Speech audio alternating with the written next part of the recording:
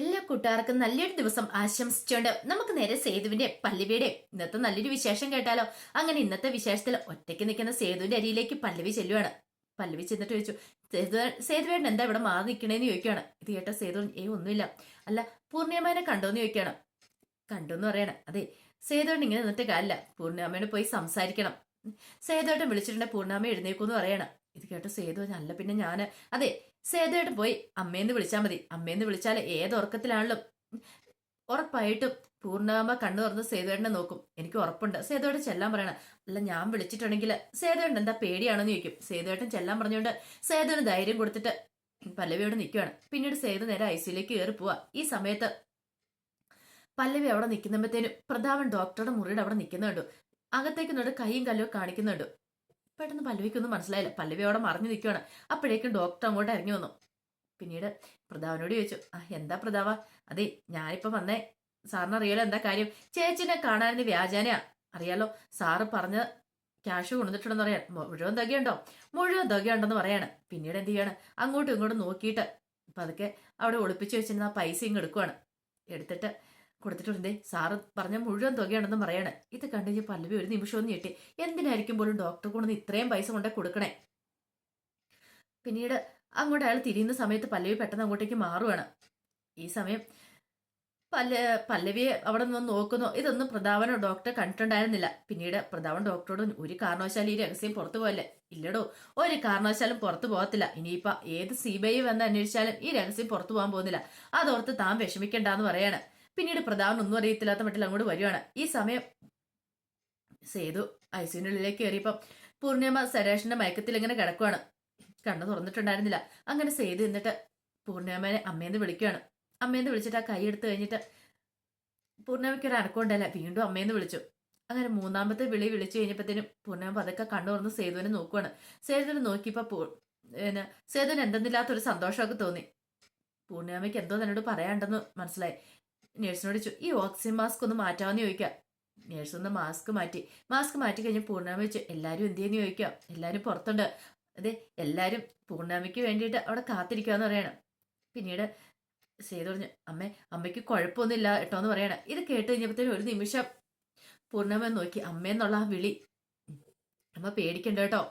എനിക്കറിയാം സേതു, എനിക്ക് എന്തോ പ്രശ്നമുണ്ടല്ലോ എന്ന് ചോദിക്കണേ. അമ്മയ്ക്ക് കുഴപ്പമൊന്നുമില്ല.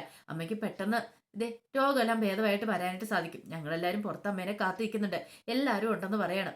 പല്ലവി ഉണ്ടെന്ന് പറയണം. പല്ലവി പാവം കേട്ടോ, അവൾ ഒരു കാരണവശാലും നീ കൈവിടില്ല എന്ന് സേതുവിന്റെ കൈ പിടിച്ചിട്ട് പറയാം. ഇല്ലമ്മേ, പല്ലവി എന്റെ കൂടെ തന്നെ ഉണ്ടെന്ന് പറയണം. ഒരു കുഴപ്പമില്ല. പിന്നീട് ശരി എന്ന് പറഞ്ഞിട്ട് അങ്ങനെ സേതു അങ്ങോട്ട് പോകാൻ തുടങ്ങിയപ്പോൾ സേതുവിന്റെ കയ്യിലേക്ക് വീണ്ടും ഒന്നുകൂടെ കയറി പൂർണ്ണം പിടിച്ചിട്ട്, അതെ അമ്മയെന്നുള്ള വിളിയുണ്ടല്ലോ, ഇത് നീ അങ്ങനെ തന്നെ മതി, ഒരിക്കലും മാറ്റണ്ടെന്ന് പറയാണ്. ഇല്ലമ്മേ, ഞാൻ ഇനി അമ്മയെന്ന് തന്നെ വിളിക്കുള്ളൂ എന്ന് പറയണം. സേതുവിന്റെ കണ്ണ് രണ്ടും നിറഞ്ഞു വന്നു. അതുപോലെ തന്നെ പൂർണ്ണിമയ്ക്കും. പിന്നീട് അവിടുന്ന് സേതു പുറത്തേക്ക് ഇറങ്ങി വരുവാണ്. ഈ സമയം പല്ലവി എന്തിയെ ഫോൺ ചെയ്തോണ്ടിരിക്കാം. ഫോൺ ചെയ്ത് അവധിയാന്നുള്ള കാര്യം, നാളെ കോളേജ് വരത്തിൽ അവധിയാന്നുള്ള കാര്യം പറയാം. അത് സേതുവിന്റെ അമ്മയ്ക്ക് അറ്റാക്കും പ്രശ്നങ്ങളൊക്കെ, അതുകൊണ്ട് വരാൻ പറ്റില്ല, അപ്പൊ അവധി വേണോന്ന് അതിനൊക്കെ പറഞ്ഞുകൊണ്ടിരിക്കുകയാണ്. അപ്പോഴേക്കാണ് സേതു അങ്ങോട്ട് ഇറങ്ങി വരുന്നത്. അങ്ങനെ ഫോൺ കട്ട് ചെയ്ത് കഴിഞ്ഞപ്പോഴത്തേനും പല്ലവി വെച്ചു, എങ്ങനെയുണ്ട് പൂർണ്ണാമയ്ക്ക്, എങ്ങനെയുണ്ടെന്ന് ചോദിക്കേ. ഇപ്പൊ കുഴപ്പമൊന്നുമില്ല, എന്നോട് സംസാരിച്ചു പല്ലവി എന്ന് പറയണേ. ഞാൻ അമ്മയെന്ന് വിളിച്ചു കഴിഞ്ഞപ്പോഴത്തേനും ഭയങ്കര സന്തോഷമായി എന്ന് പറയണ. ഇനി സേതുവേട്ടൻ എന്നും അങ്ങനെ വിളിക്കണം. കാരണം അമ്മയുടെ മനസ്സാ സേതുവേട്ടനെ അത്രമാത്രം ഇഷ്ടപ്പെടുന്നുണ്ട്. സ്വന്തം പെറ്റമ്മയെ പോലെ തന്നെയാണ് ഇപ്പൊ പൂർണ്ണിമ സേതുവേട്ടനെ ഇഷ്ടപ്പെടുന്നതെന്ന് പറയാം. അതെ, പല്ലവി കാരണം എനിക്കിതൊക്കെ ഉണ്ടായത്. അല്ലെങ്കിൽ ഞാൻ ഒരു കാരണവശാലും അമ്മേനെ സ്നേഹിക്കത്തില്ലായിരുന്നു, പൂർണ്ണിമേനെ അമ്മയെന്ന് വിളിക്കത്തില്ലായിരുന്നു. എല്ലാത്തിനും കാരണം പല്ലവിയ. എങ്ങനെ നന്ദി പറയണമെന്ന് അറിയില്ല എന്ന് പറയാം. ദേ, എന്നോട് നന്ദി പറയാനാ? ദേ, ഒരു കാര്യം ഞാൻ പറഞ്ഞേക്കാം, എന്നോട് നന്ദി പറയേണ്ട കാര്യമില്ല. അല്ലെങ്കിൽ സേതുവേട്ടൻ എന്തിനാ എന്നോട് നന്ദി പറയണേ? സേതുവേട്ടനോട് കടപ്പെട്ടിരിക്കുന്ന ആള് ഞാനാ. സേതുവേട്ടൻ ഉള്ളതുകൊണ്ടാണ് ഞാനിപ്പോ ജീവിച്ചിരിക്കുന്നത്. അല്ലെങ്കിൽ ആ ഇന്ദ്രന്റെ കെണിയിൽപ്പെട്ട് എന്നേ ഞാൻ തീർന്നേനം. സേതുവേട്ടനുള്ള ധൈര്യം മാത്രമേ എനിക്കുള്ളൂ മുന്നോട്ട് ജീവിക്കാൻ. ഇത് കേട്ടപ്പം സേതു പറഞ്ഞു, അതൊക്കെ ശരി. പിന്നെ അത് മാത്രമല്ല, അമ്മ വേറൊരു കാര്യം കൂടെ പറഞ്ഞു, ഒരു കാരണവശാലും പല്ലവിയെ ഒഴിവാക്കല്ലെന്ന്, പല്ലവിയെ മുറുക്കെ പിടിച്ചോണെന്ന്. ഇത് കേട്ടത് പല്ലവി പറഞ്ഞു, നമുക്ക് ചില കാര്യങ്ങളൊക്കെ ആഗ്രഹിക്കാനല്ലേ പറ്റത്തുള്ളൂ. കാറ്റത്തൊരു കരികല പറന്നു പോകുന്ന പോലെ ചിലരുടെ ജീവിതമൊക്കെ അങ്ങനെ എങ്ങോട്ട് പറന്നു പോകുന്നു നമുക്കൊന്നും പറയാൻ പറ്റില്ല. അത് കാറ്റ് വീശുന്നതനുസരിച്ച് അത് പറന്നു പോയിക്കൊണ്ടിരിക്കും. അതുപോലെ തന്നെയാ എൻ്റെ ജീവിതം. കാരണം ഞാൻ ഒരിക്കലും പ്രതീക്ഷിക്കാത്ത വഴികളിൽ കൂടെയാണ് സഞ്ചരിച്ചുകൊണ്ടിരിക്കുന്നത്. നാളെ നമുക്ക് ആർക്കെന്ത് സംഭവിക്കുമെന്നും പറയാൻ പറ്റില്ല.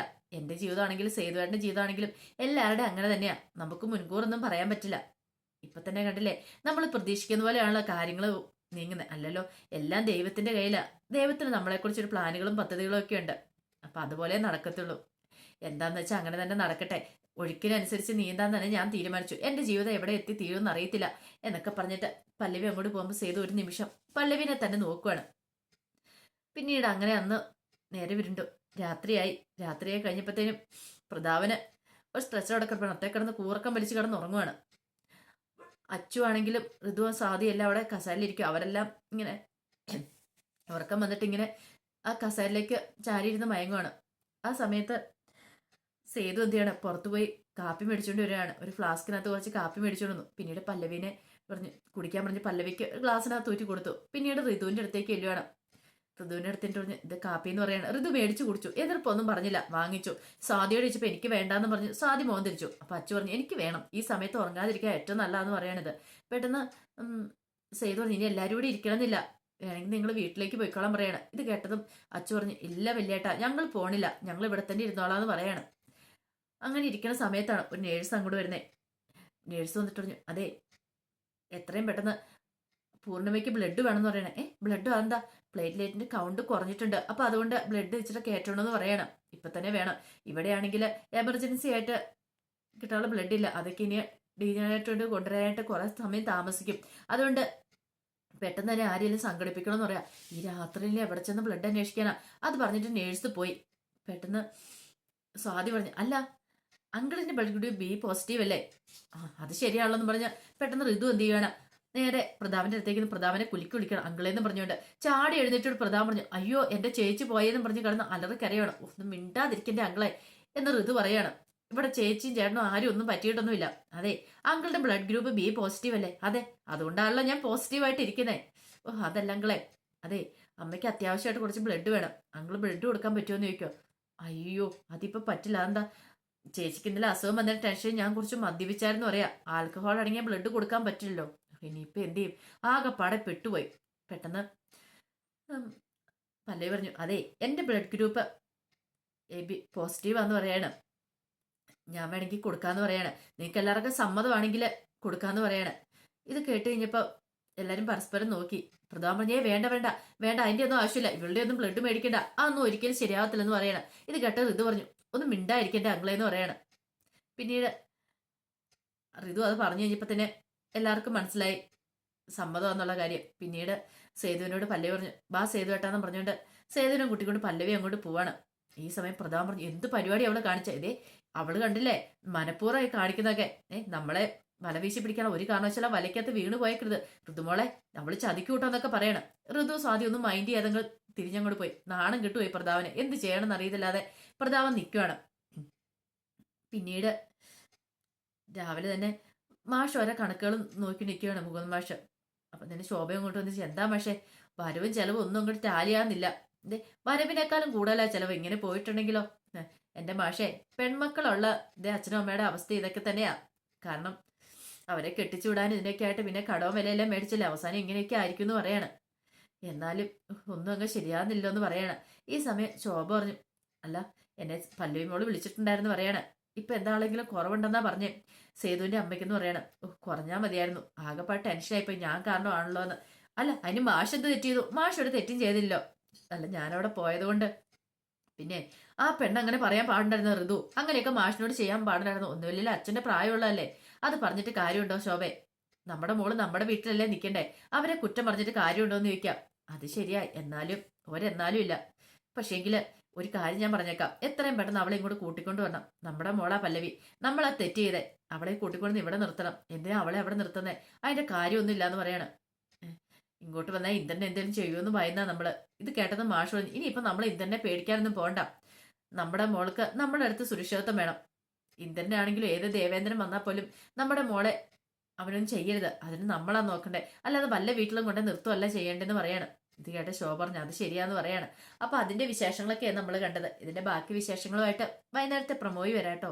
ഒരിക്കൽ കൂടി എല്ലാവർക്കും നല്ലൊരു ദിവസം ആശംസിച്ചുകൊണ്ട് നിർത്തുന്നു. നന്ദി.